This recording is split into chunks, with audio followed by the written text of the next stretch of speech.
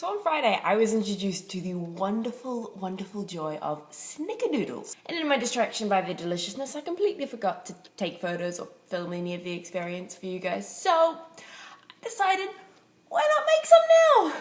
In America, they have these weird things called sticks of butter. This is a stick of butter. And when you're using American recipes in the rest of the world, and it comes across a stick of butter, it's really quite frustrating because what's a stick of butter? But I learnt that a stick of butter is 113.4 grams. I don't know if you can read that. That's a normal number. I don't know. Butter 1, butter 2. I just wiped butter on my pants. That was clever. 1.5 cups of sugar. Sugar. And then we beat it. While that's doing its thing in the background, it's probably a decent idea to turn the oven on so it's warm when you want it. 400 degrees Fahrenheit, which is 190 Celsius. For those of us who use metric, which my oven doesn't, and it's so sad. Ta-da! Butter and sugar. Yum. 2 eggs. Supposed to add them one at a time. I probably won't. And this is what it looks like after you've added 2 eggs and beaten it to oblivion. Vanilla. 1 teaspoon it says. So basically a generous slosh. Next thing we're supposed to do is add the flour mixture, which you're supposed to pre-mix beforehand, but I didn't because I'm lazy.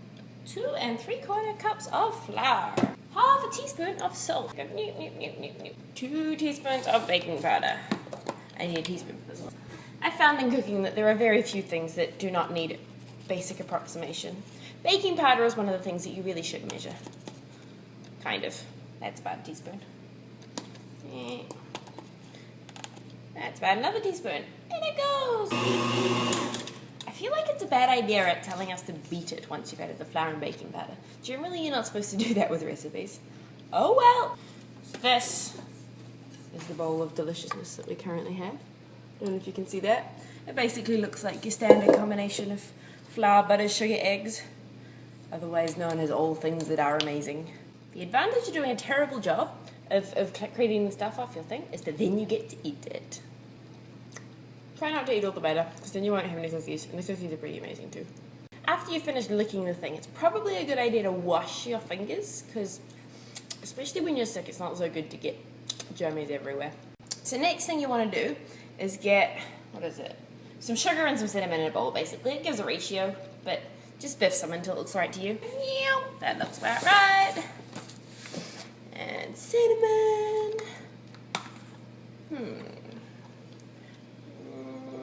That's about 1 teaspoon.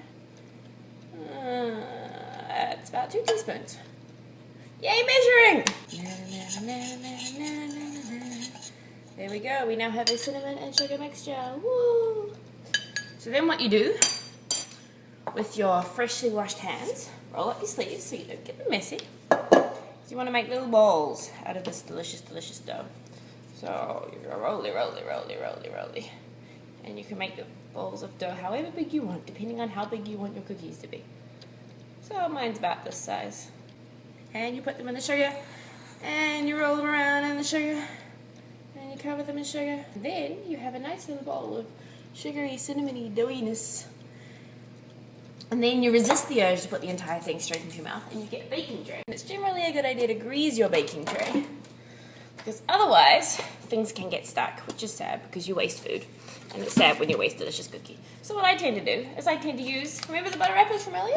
They're still covered in butteriness. Meow, like so. This is what they look like once they're on the tray, when you realize that you made them really big so you can only fit 12 on a tray. And this is what I have left. So I think I might just freeze and eat later, or eat it all now, but I probably shouldn't eat all of it now. Then you want to squish the balls a little bit, which I forgot to do. And you get a ball and you go squish. It says gently flatten them until they're about 1 inch thick, 1/2 inch thick. I'm just gonna go smush like that. And this is what your cookie look like after you smush them. So then what you do is you put them in the oven, which has hopefully warmed up nicely while you've been cooking. My recipe says to cook them for about 8 to 10 minutes. So look at the clock. Okay. I'm gonna check on them in about like 6 minutes and see what they look. But basically cook them until they look done. Time kind of gives you a good generalization, but the best generalization is whether or not they smell good. If they smell good, they're probably done. While you're waiting for them to cook, it's probably a decent idea to tidy up everything. Hey, they're starting to smell pretty good. So I reckon it might be about time to bring them out. What do we reckon? Let's have a look. Ooh, yeah, they smell done. And this is our final product. Probably best to note that the end of the oven sometimes is a little bit warmer and cooks things a little bit better or faster than other bits of the oven. So possibly an idea to turn them around or something in the middle, but oh well.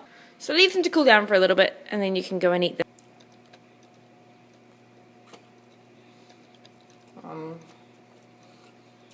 So basically what you do now is you devour the entire lot before they even cool down. Standard procedure for eating anything, I think.